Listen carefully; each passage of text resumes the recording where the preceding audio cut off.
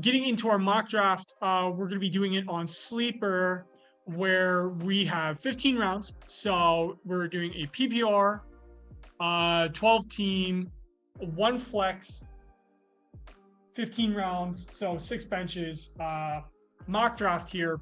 We randomized the order beforehand before the episode. I got pick 2. Our guest Andrew got pick 5. Connor got pick 8, and then Brandon will be picking at pick 12, the last one. So he'll be at the turn there. Yes, I do want to start the draft. Going 1, Jonathan Taylor. That's no surprise. The guy I'm going to take usually goes 1 or 2. I'm taking Christian McCaffrey. Brandon, we've gone over why we would do that a bajillion times on this podcast. Derrick Henry, 3, Chase 4. And then Shachter, you want to explain to us your pick there? You took Eckler at 5. Yeah, honestly, I thought Eckler was going to go at 4. Pretty standardly, it's Taylor, McCaffrey, Henry Eckler right at the top of the draft there. So I'm happy to get Eckler at 5. The only other guy I'm considering there is Dalvin Cook. I think personally, I just like to go running back if I have a top 5 pick, because you could get that premium guy. So that's just my thinking. That's where I'm looking there. Yeah, I think that's some pretty sound reasoning there. Eckler is in my top 5 running backs as well. Pretty solid pick there. I have Derrick Henry and Najee ahead of him. Derrick went 3, and Najee is potentially a little bit more contentious, so pretty good pick there. Connor, you actually took Najee at 8.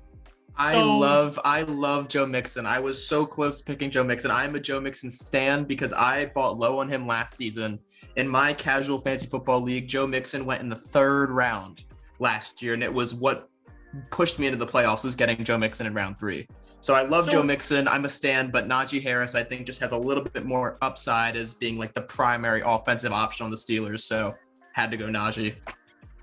Right. Makes sense. I love the Najee pick from you. He's my running back 3.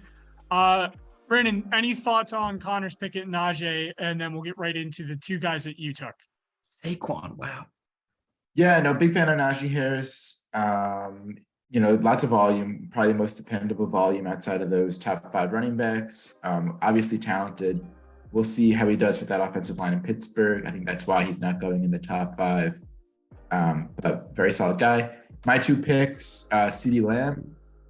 He is the wide receiver 5 off the board in this draft. He's my wide receiver 5, but I think he represents a drop-off in tier with the guys who have a real chance at being the number 1 receiver. Love that he's going to be getting so many targets from a high-quality quarterback. And then I take Saquon Barkley for similar reasons. I think he's the last of the pass-catching running backs that has a backfield all to himself. So I enjoy taking him even at the turn. His ADP is around 22, 23, and I see myself consistently taking him at 13, just because of that upside. I believe that Saquon's all the way back. Yeah, other first-round picks: Cooper Kupp, Justin Jefferson, Joe Mixon, Devontae Adams. I really liked the rationale that you said about Saquon and CeeDee Lamb at the turn. That even though the ADP was a little bit low, you took the guy that you wanted. And that's, I think, the liberating thing about drafting at the turn is you don't have to rely on that necessarily. Travis Kelce, Tyreek Hill, Stephon Diggs, and then Connor, you took Nick Chubb. I took Chubb over Swift because with the recent news coming out about Kareem Hunt, I just think that Chubb's going to have a lot of options. And with the fact that Deshaun's not going to play, it's going to be tough for him, get a lot of running yards with teams not really having to worry about the passing too much. But I think that Chubb is going to be one of the only guys on the offense actually producing yards. So I feel like Chubb to me was just the slightly better pick over Swift, but I would have been fine with either one of those 2. When I was looking at the board, I saw Chubb and Swift. Those were the 2 guys I was targeting in my pick. So happy I got one of them. DeAndre Swift up next. Alvin Kamara going high. We talked about him earlier. And then Shachter, you took Debo. Debo's been pretty contentious on this podcast and pretty contentious as a whole, but you seem to believe in him here. Any thoughts on that? Yeah, look, the contract situation was resolved. So, honestly, I'm happy taking Debo as my wide receiver 1. He seems like he's happy to play any role that that is put out in front of him. So, I'm going to take Debo happily with the rushing and receiving upside that he brings, and hope that he has more of those 40-point games, similar to what he did down the stretch at the end of last season. Awesome. Mark Andrews, second tight end off the board. The guy that I wanted, Aaron Jones, going to pick before me. So I take the other guy I think has really high upside at the running back position, Leonard Fournette. The weight issue is no longer a concern. He has Tom Brady's trust. Tom Brady's going to check down a bunch. I'm super happy with the pick. Javonte Williams and Josh Allen at the team one turn. And then I took Mike Evans. I double dipped in the Buccaneers offense, and I really think that these two guys that I took are really good. James Conner, Keenan Allen, and then Shaker, you took Ezekiel Elliott. He has also been relatively contentious, but I like this pick for you. What are you thinking here? Yeah, I think he was the last of the elite running backs on the board. There hasn't been a running back taken the rest of the round. So, I'm pretty happy with getting the last of really just the elite guys. There's just a huge drop off right after Zeke. And, a little bit into my draft strategy a little bit.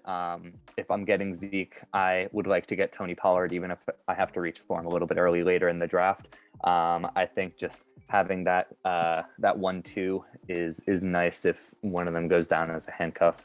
So I still think Zeke is a viable fantasy guy, and getting him in the third round, the potential could be, he goes back to 2 years ago and he's a running back one, and I have two top tier guys. So I'm all about Zeke in the third round in this draft.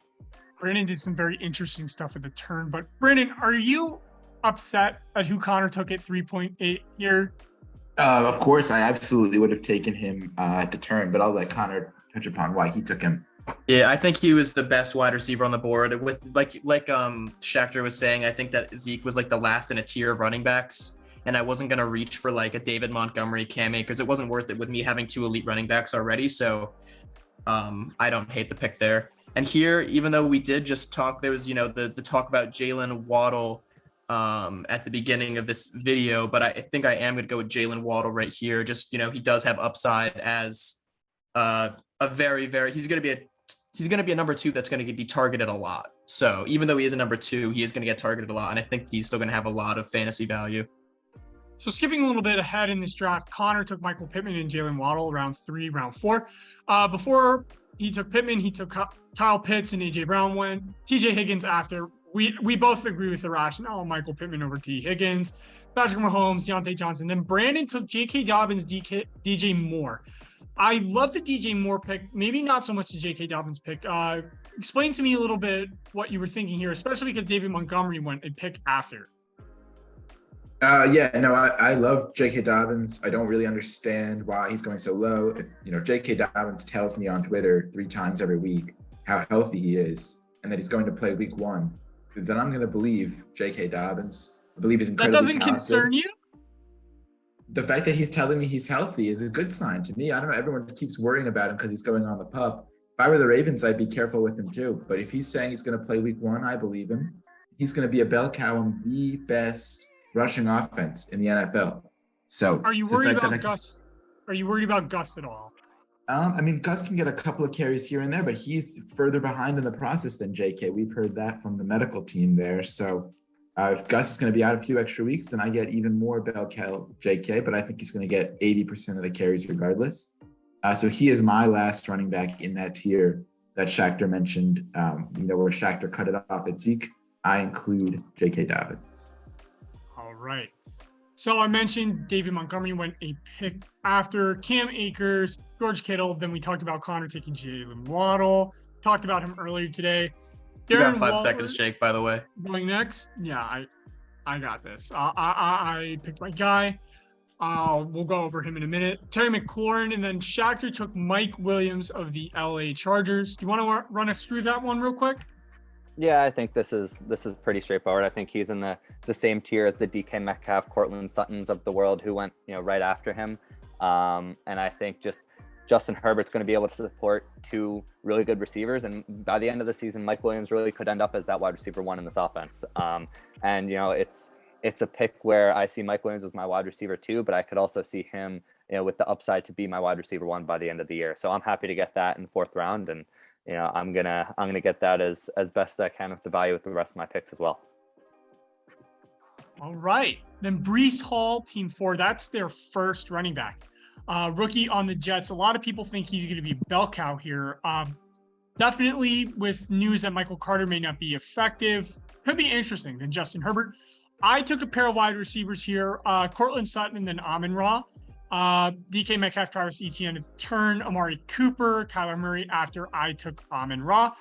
I took Cortland Sutton. We talked a lot about him earlier. I think he's Russell Wilson's number 1 wide receiver. I now moved him, I believe, within my top 10. I'm very excited about him. And then Amon-Ra, everybody knows how much I love Amon-Ra. I've touted him on this show. I'm so excited for him.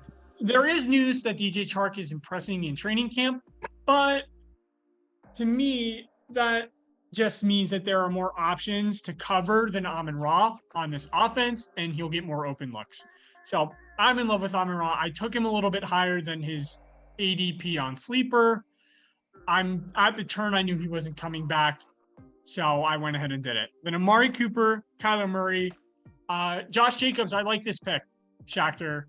You're building up a strong running back core. You want to take us through Josh Jacobs real quickly, who rumor has it Eagles might want to trade for him soon.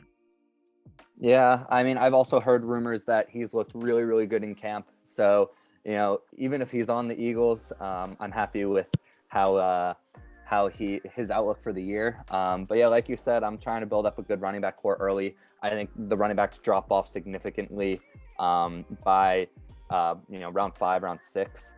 So if I could get a good one in round 5, I'm happy with that. And he's someone who I think will actually benefit from the Raiders trading for Devontae Adams. I think the Raiders in general got a lot better this year, and he's going to be able to be someone who can benefit from them being up in more games at the end of the 4th quarter and being able to run out the clock. So he's someone who I think could have a lot of upside as well for me. Brandon took a guy I was considering in the 6th round, so that's exactly why I took Amon-Ra early. Josh Jacobs looked really good, and he looked really good in the Hall of Fame game too. Elijah Mitchell, team 6, Jerry Jeudy, team 7. Connor then takes Antonio Gibson. We'll get to him in a minute. Lamar Jackson, 5'9", TJ Hawkinson, 5'10", Joe Burrow, Jalen Hurts, who Brandon took. Before we get into Jalen Hurts and what Brandon's doing at the turn here, Connor, you took Antonio Gibson. There are some rumors about Gibson here that he's losing his job to Brian Robinson, that Ron Rivera is going to cut his touches. But the upside certainly is there. I thought I've seen news over the last few days that he's lost weight. He's like more confident. He's healthy, and that he's ready to be the number 1 running back on the Commanders. And with not a too potent of a passing offense, I think that he can be, if he doesn't lose his job, a workhorse kind of running back. I already have 2 star running backs that I'd be happy rolling out 1 and 2 every single week. So if Gibson ends up being, I think he's got a lot of upside as a flex option, but if not, I fill him in for a bye week and then toss him on my bench, whatever I need him for. But I think that he's a high upside guy at 5'8". Yeah, and I really like that rationale, thinking that you're continuing to build up these running backs, that you're willing to take another guy kind of early there, even if it is a bench guy. And I was gonna take Jalen Hurts at this next pick, but I was gonna take Jalen Hurts if he got to me in round 6. Brandon, you took Jalen Hurts and then Miles Sanders. I love these picks for you, specifically the Miles Sanders pick here, because I'm not so thrilled on J.K. Dobbins. Kind of explain to me here what you're doing, basically picking up the Philadelphia Eagles running offense.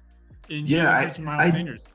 In general, I don't love stacking quarterback and running back or running back and wide receiver on the same team. But I really liked that Jalen Hurts was still available. I wasn't in love with any of the wide receivers around this area, around 6-ish. They all had their warts. But Jalen Hurts, I believe in. So I was happy to, get quarterback build up early. And with Miles Sanders, I had just watched Gibson, Mitchell, Jacobs, and Etienne all go in round 5. And I think all of these guys are in committee situations that are much worse than Miles Sanders, and they all have offensive lines that are much worse than Miles Sanders. So I was pretty thrilled to grab him in the 6th as my 3rd running back. So now I can take it easy at that position for a couple of rounds. Perfect. Michael Thomas goes next. Marquise Brown, Clyde Edwards-Helaire. Connor, you took the guy that I wanted to take. You took Brandon Cooks from me. Yeah, I think amazing value at 6'5". I think that we've all drafted pretty good teams so far, but I gotta say my first 6 picks I'm in love with. I'm honestly in love with your team as well. I think you're doing a really good job here.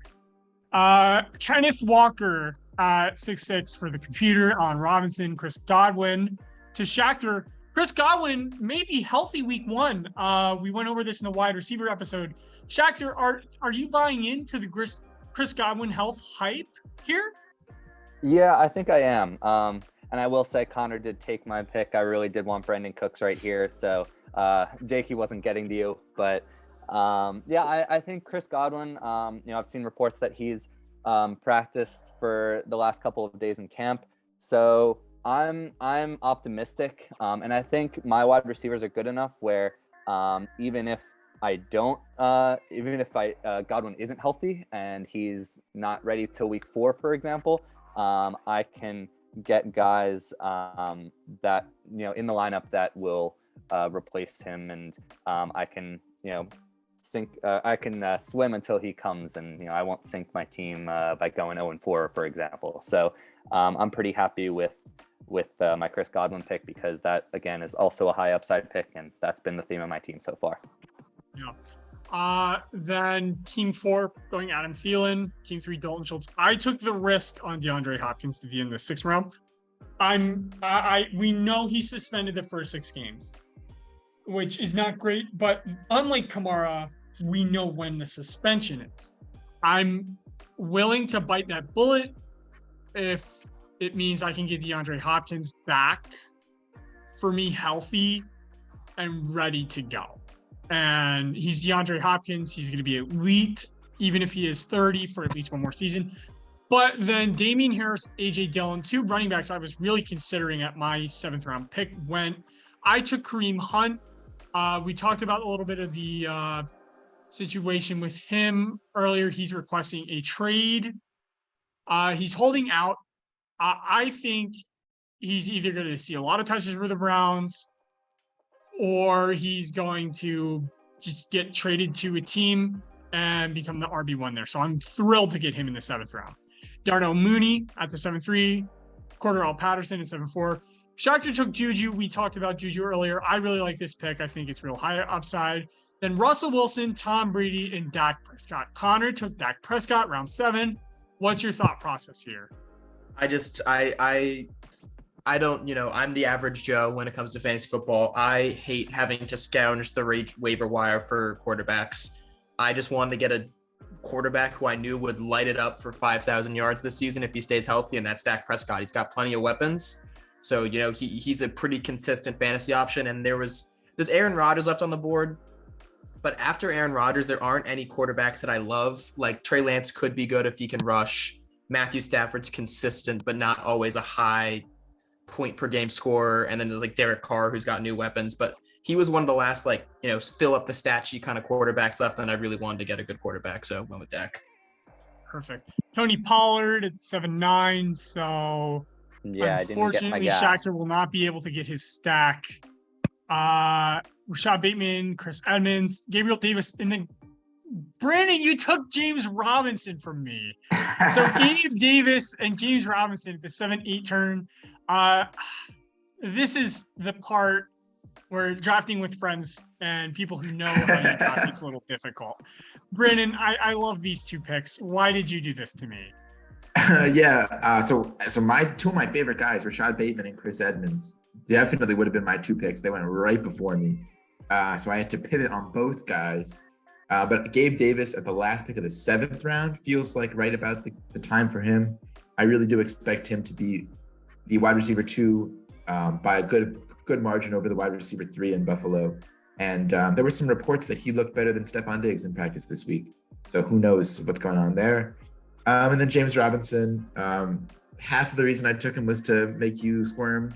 But I really do think that he'll get some pretty solid volume. I think he was the best running back available, way down in the 8th round here. A true talent. I'm just getting sniped all throughout this draft. Devin Singletary right after, another running back I wanted to target this round. Drake London, Devonta Smith, who I have ranked really highly. He's going really late. So I'm really excited on that. Connor, you took Zach Ertz in Arizona. This is an interesting tight end pick because you had Dallas Goddard still available. Do you want to kind of walk us through here what you were thinking? Why Ertz over Goddard? Because that was the rage in Philadelphia last year. Yeah, I think that with DeAndre Hopkins being suspended for the first 6 weeks, that Zach Ertz is going to be, great for the first 6 weeks. He's literally going to be like probably the second option in Arizona. And I don't know if the meta in this draft that we're doing right now is whether it's total points or if it's head to head, because I've, casual Joe over here, I'm always doing head to head with my friends in leagues. And you could easily get some, you could go 5-1 with, with your first 6 games with a guy like Zach Ertz probably scoring a touchdown a game for those first 6 games.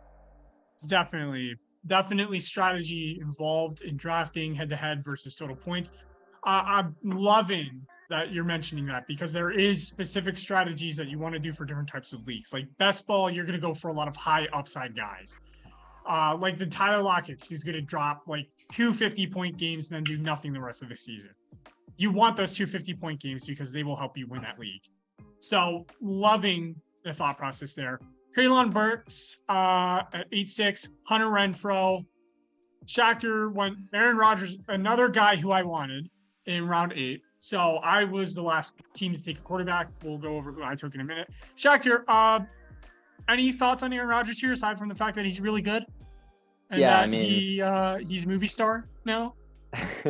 Yeah, I don't think his potential as a fantasy quarterback drops off a ton without Devontae, and I know that might be a little bit of a hot take, but there's the stat that's been thrown out there where Rodgers actually has better fantasy points per game without Devontae than he does with Devontae. So I thought that was pretty interesting, and I'm looking for one of these rookies to really step up, and maybe it's Allen Lazard, but I'm looking at one of those two rookies there in Green Bay to step up. So I'm thinking Rodgers could end up being a steal in the 8th round, and I'm pretty happy with that because I saw a little bit of a drop off after him.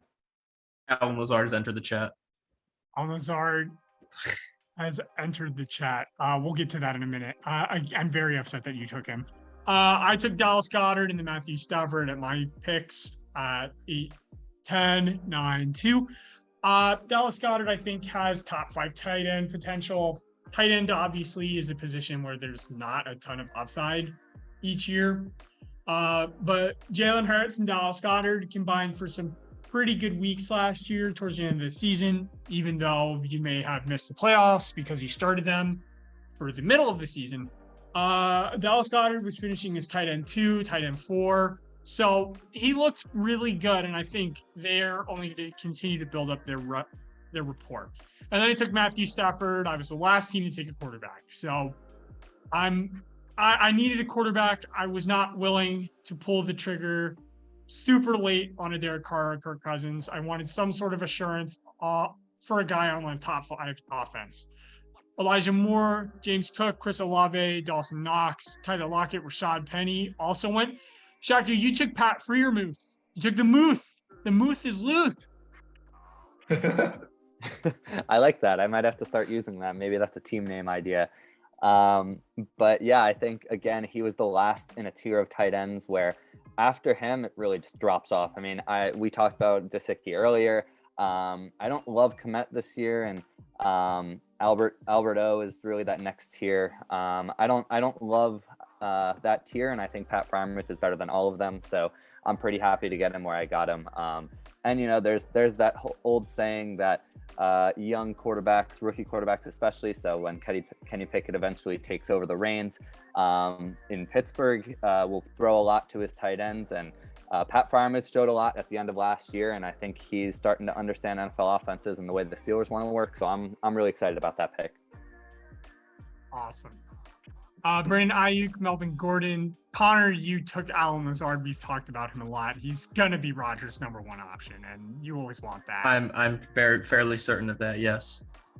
Then Garrett Wilson, pick after Robert Woods. A lot of value still within the 9th, 10th round of the draft. Robert Woods, Trey Lance.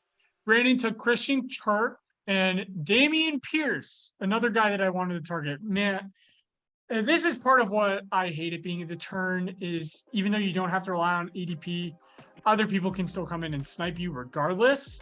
Brandon, you want to explain the Christian Kirk, Damien Pierce kind of turn here before we get into kind of the rest of what happened here in round 10?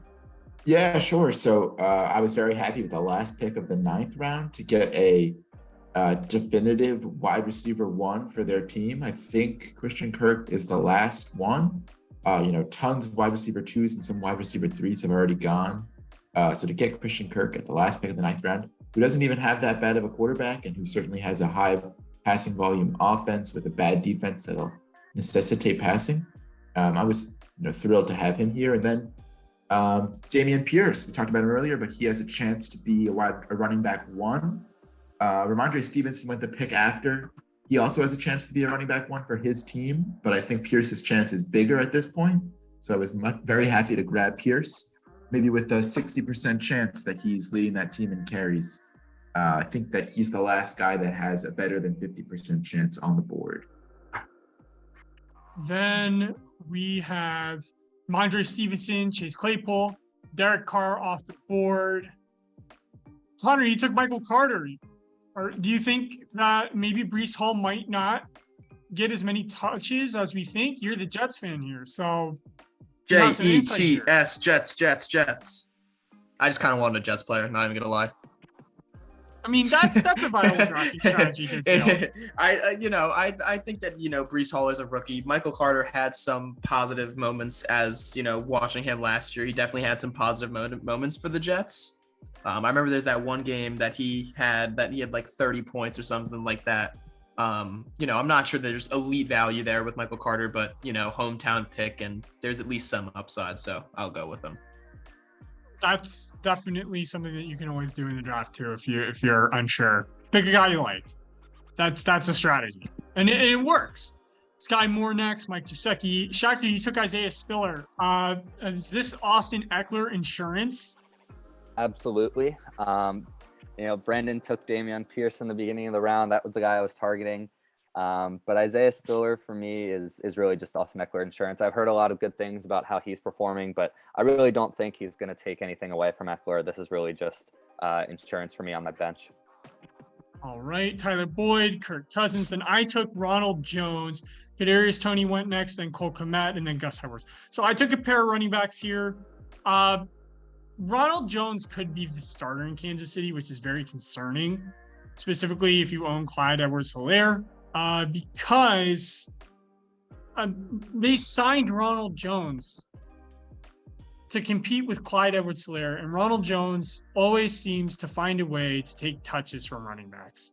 It's a theme that happens every year, and we're 2 years removed from Ronald Jones being a top 15 running back, I believe, in Tampa Bay. So he definitely has done it before. And he's potentially a better runner than Clyde at this point, which, again, concerning for Clyde. Personally, of the Chiefs running backs, I may take Jerick McKinnon for the passing upside, but this time I decided to mix it up.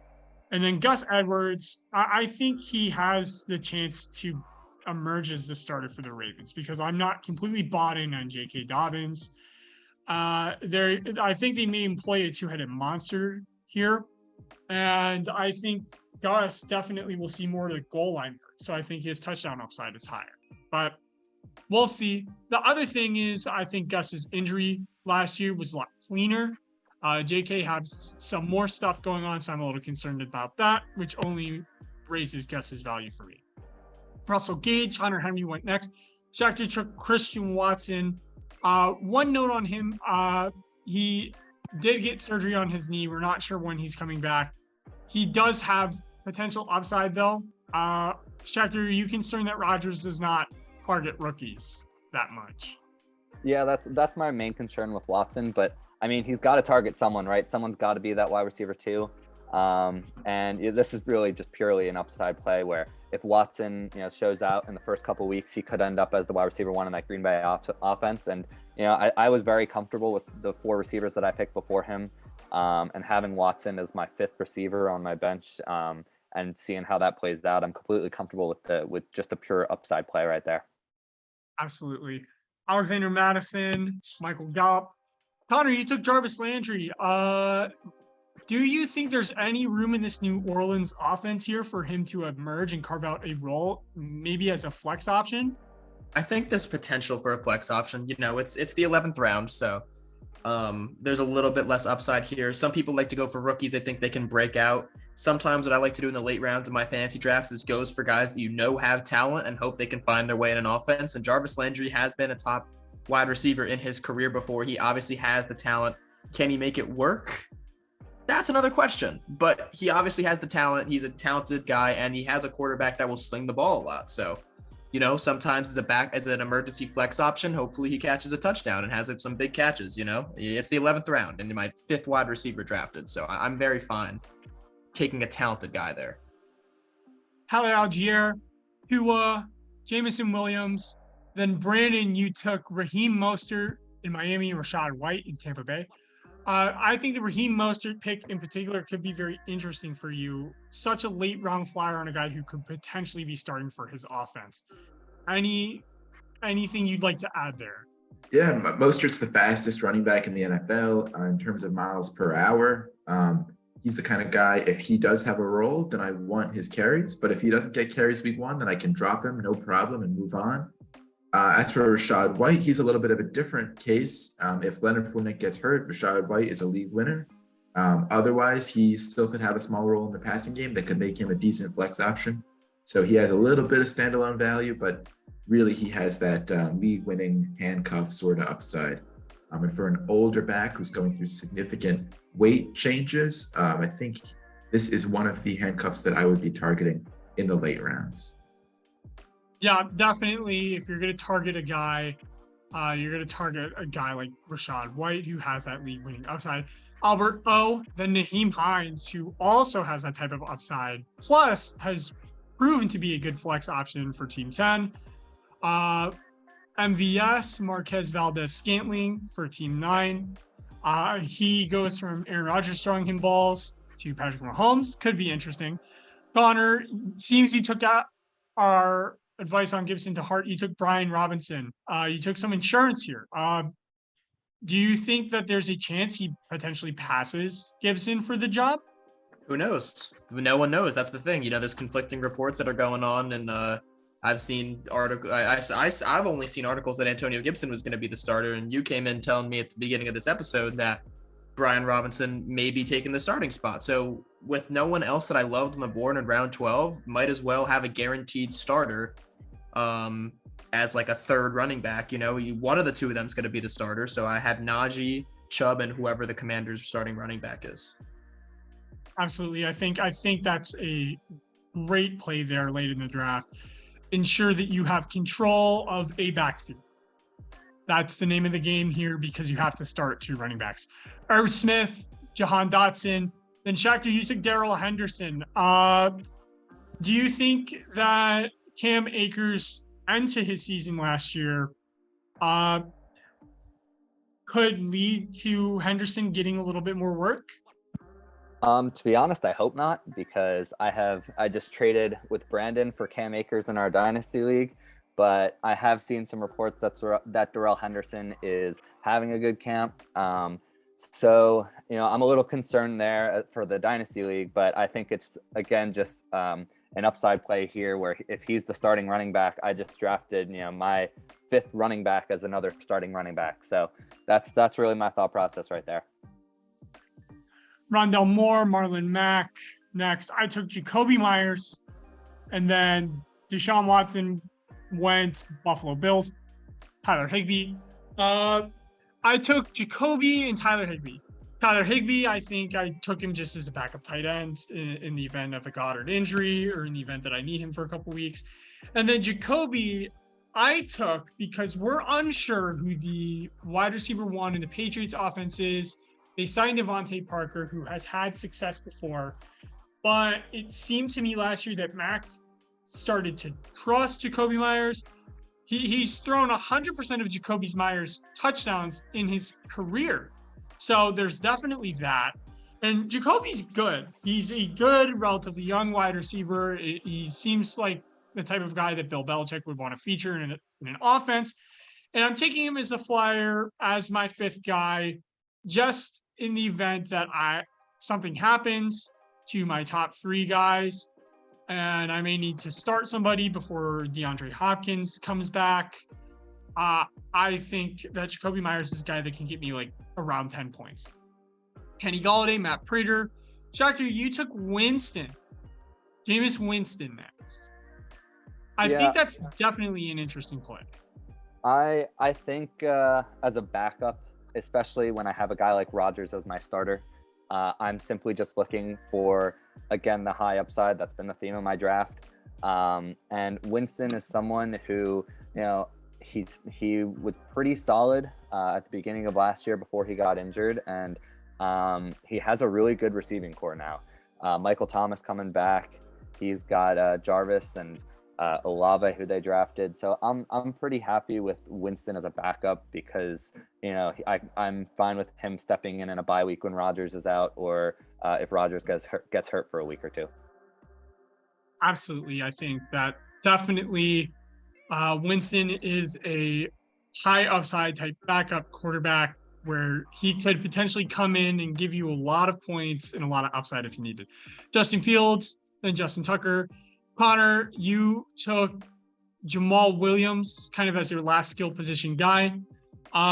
He definitely has some potential upside where he can step into a role in Detroit to spell DeAndre Swift. And to be honest, I see some upside if Swift gets hurt. I really did not want to pick Jamal Williams. I really didn't need a sixth running back. I really wanted actually Winston or Fields, who went the two second and third pick before me. So kind of got stuck with Jamal Williams. I mean, hey, whatever. That's sometimes how the draft goes, but I think that's a completely fine pick. Then Baltimore Ravens, Noah Fant, Los Angeles Rams defense, Romeo Dubes, Brandon. Yeah, Romeo then Dubes. Austin Hooper. You're not taking a kicker in a defense here. No, so I took Romeo Dubes. I think he's my favorite pick relative to draft position on the Packers. A lot of only positive reports out of camp about him, and he's healthy. Sounds great to me. In the 13th round, and then Austin Hooper. I think he's going to get a lot of volume in Tennessee. Woods and Burks are interesting targets for Tannehill, but they're both new, just like Hooper. So Hooper should be very involved. Especially in the beginning of the year. And when your platform doesn't require you to take a kicker or a defense, I always think you shouldn't take one. This way, if Romeo Doubs is the wide receiver one on Green Bay, then, I can hold on to him. But if he's going to be inactive week one, then I can drop him for a defense. But if the platform gives you flexibility like Sleeper does, then I am completely in favor of not taking a kicker or a defense because those guys will always be available on your wire. And then of these players that you have drafted, which one would you drop for a kicker and defense? So right now, I'd probably get more clarity on Raheem Mostert and Romeo Dubs before the start of the year. So those would be the ones that I would drop. But if Mostert or Dubs were both starters, then I would switch those drops to guys like White or Pierce, depending on what happens with their preseason status. All right. And then Austin Hooper, I just noticed he was your first tight end taken. That's very interesting. George Pickens, Evan McPherson, David Njoku went next. Connor, you took the Cowboys defense, New Orleans Saints, Bucks. Shaker took the Chargers defense.